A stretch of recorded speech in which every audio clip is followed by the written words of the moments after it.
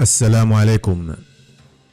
بعد أن أوجعتها ضربات طائرات بيرقدار التركية، ذهبت حكومة أرمينيا لتستنجد بإسرائيل لتقديم المساعدات لمرتزقة الجيش الأرميني في إقليم كرباخ الأذربيجاني، والذي تدور فيه المعارك منذ عدة أسابيع.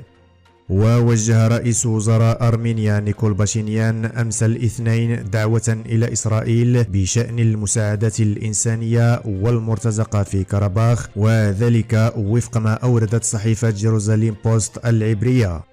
ودعا باشينيان إسرائيل إلى إرسال مساعدات إنسانية ليس إلى يريفان بل إلى المرتزقة في كرباخ، الذين حسب قوله يتم تسليحهم من قبل إسرائيل.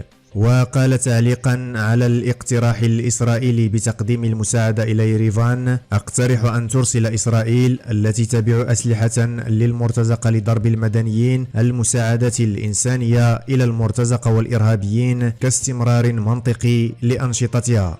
ودعا رئيس الوزراء الأرميني إسرائيل إلى التفكير فيما إذا كانت تريد حقا أن تكون في نفس الموقع مع تركيا التي يتهمها باشينيان بإرسال آلاف المرتزقة السوريين إلى أذربيجان للقتال في منطقة كرباخ. وحذر باشينيان خلال المقابلة الصحفية من أن طموحات تركيا الإمبريالية قد توجه قريبا إلى إسرائيل، مشيرا إلى أن مثل هذا التطور في الأحداث مسألة وقت.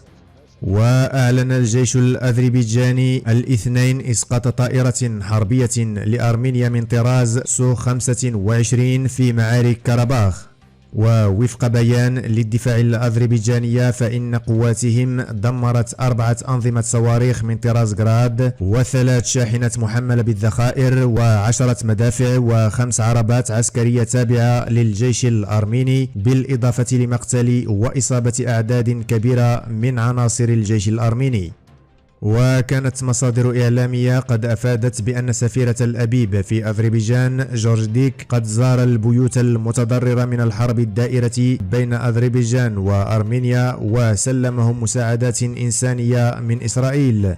وقال موقع E24 إن إسرائيل أرسلت نهاية الأسبوع الفائت مساعدات طبية وإنسانية إلى مدنيين أذربيجانيين ممن تضرروا جراء المعارك الدائرة في إقليم كرباخ، حيث تصاعدت الاشتباكات بين الطرفين في الأسابيع الأخيرة.